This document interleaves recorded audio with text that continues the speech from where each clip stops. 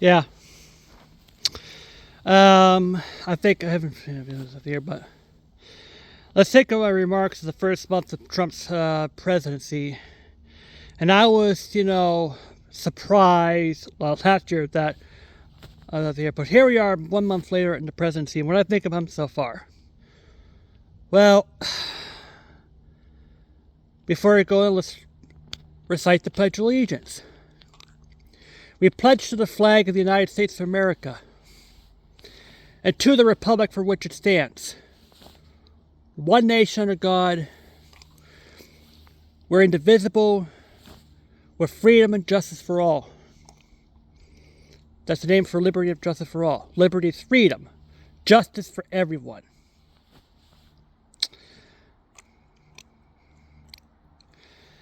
And let's take a look at how he's been doing as president thus far.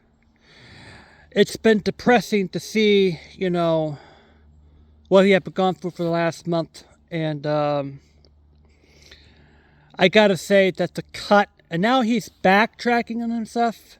And now you heard that Trump is backtracking. Let's rehire. Let's rehire like this because he's cover up what he just tends to do. He's cut off essential stuff for everyone.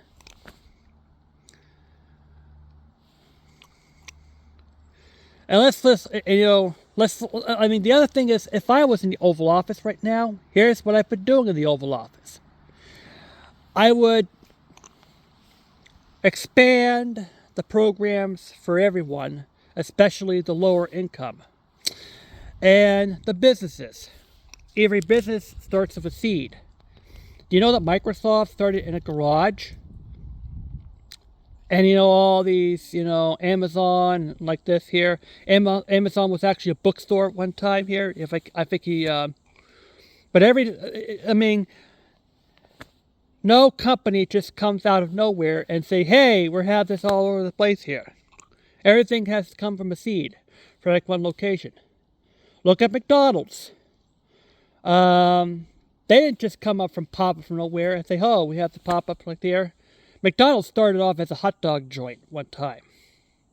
And then he went to here, and he went to a barbecue like this here. And then he simplified the menus to include burgers and shakes. And here we are today with burgers and shakes and maybe a couple of chicken sandwiches and like this here. This is how big companies survive here. We shouldn't be, having all of us pay up for those big companies. We should be able to give every individual an opportunity to become like a McDonald's. To start a business here. Like you want to start a new, your own gaming business here, or maybe, you see all these, vacant storefronts and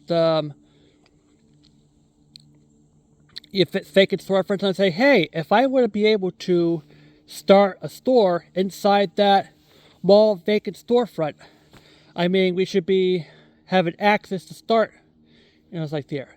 So a person wants to be able to start a career, either that or maybe start their own companies. This is where, the funding should be per person. But also has the start of education, like this here.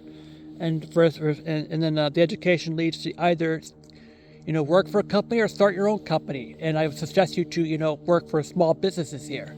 I think to say that, everyone should start with small businesses here. But what the administration is, they don't care about the individual. All he cares about are these oligarchs, the billionaires that want to have those hungry power. I know. That's what all he cares about. And now he wants to use the money to rack up more power, so that we have to be servants. Trump is Trump. These Trump and whatever it is, they're interested in a rich and servant country where we have to serve the rich.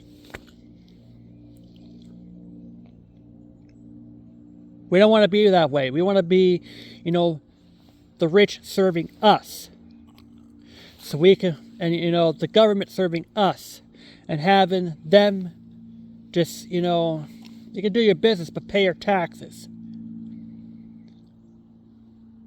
And let's look at the income equality here. The first 3 people make $1.5 trillion in bank accounts. I think that's enough to pay off the entire U.S. debt alone.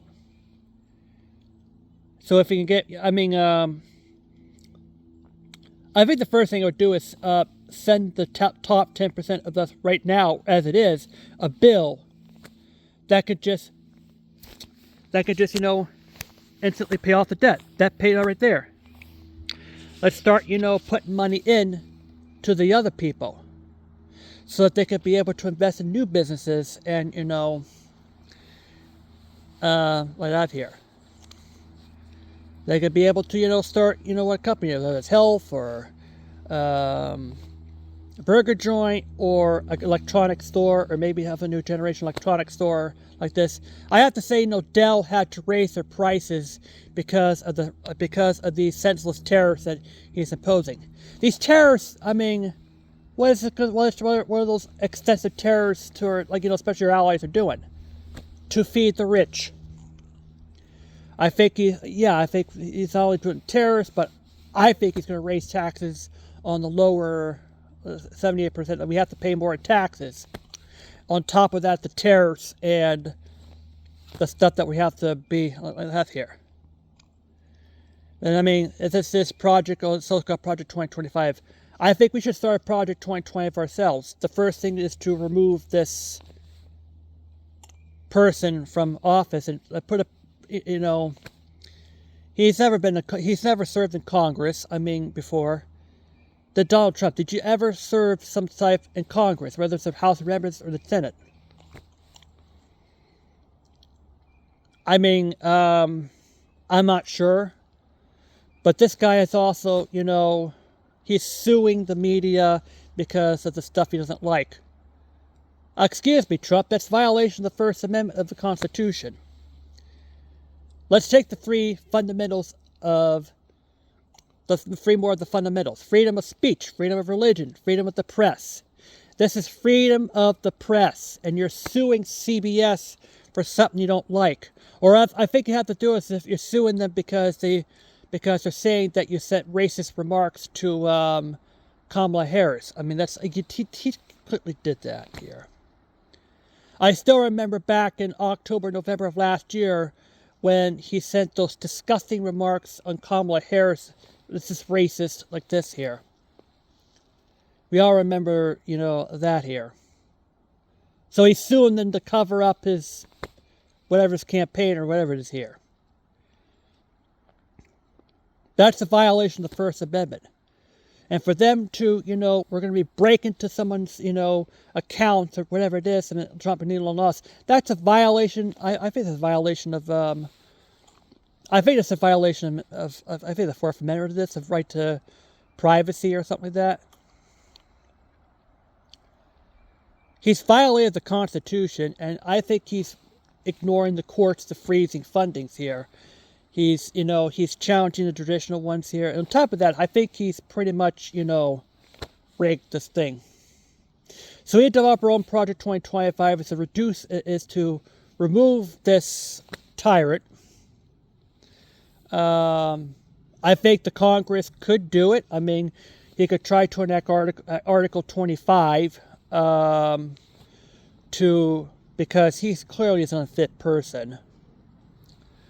And on top, and also on top of that, of his, his foreign stuff he's doing. He's going to negotiate the end of how he's negotiating the end of war in Ukraine? He's going right to Putin, and he's, going to bet in Putin, and he's telling the world that Ukraine started the war. Really? Where's the evidence? I think it really points out that Russia has positioned tanks near the Ukraine, and then Russia has positioned the tanks towards Ukraine. We, the President Biden, warned Russia there will be consequences if he's invaded. February of 2022. Russia launched an attack and assault on Ukraine. Ukraine has defended the country in order for him to, and now he's right now sending a bruise to Putin by, whatever it is here, by, launching counterattacks, and he's invaded, Kursk region here. Right now, I think so far that there's, I gotta say to Zelensky that, you're not the one started the war, and that Trump is a sending us deranged, whatever it is, his sentence, that Ukraine started the war. That's awful. This, it's disgusting. This is what I have to say about this one. And so he's just not just bringing chaos to our countries, that and his ruthless tariffs, and now they're launching a senseless economic war, whatever it is. And I gotta say, the Canadian Justin Trudeau here, that, we feel the pangs of what our president's doing, and I agree that he needs to be put in his place. Our president needs to be put in his place. I don't think he called president. I think he calls, I don't know where, here. But I have to say, Ukraine, you did not start the war, and everyone knows that Ukraine didn't start the war. Putin did. And I have to say, we should start Project 2025. We should hold Trump accountable for all the violations that he's done. It's just unbelievable. He put this kind of viable. And after that, we should fix our country, bring us back together, and to what we stand for. And on top of that, we could be able to say one thing to you Russian citizens, saying that one day you will be free, and you will, and we believe in the freedom of Almighty of all, of the Russian, and that goes also Russian citizens. And you know what? I don't think anything's impossible. Look what Syria did. The people of Syria overpowered this dictator, and Syria's been free. I think they're in a bumpy ride, but they're fixing their country up. But I think we can do the same thing. We don't, and that's what I have to say. We should start Project 2025. We need to put him into this place here. Get Trump, say, look, obey the law. We need to look at the people. And do the Pledge of Allegiance. I mean, the republic for which we stand, and that is the republic which is us, you, everyone. All the people here. And also to the rest of the world, I think we've probably seen the protests across America. And to see what I did here, I mean, I think it's time to put our country back together. That's Project 2025. Hold this person accountable, our president accountable. I don't think it's called president. I think it was called, the oligarchs accountable. Let's get back to work together. And that means that Congress can, induce Article 25, or that's what I have to say.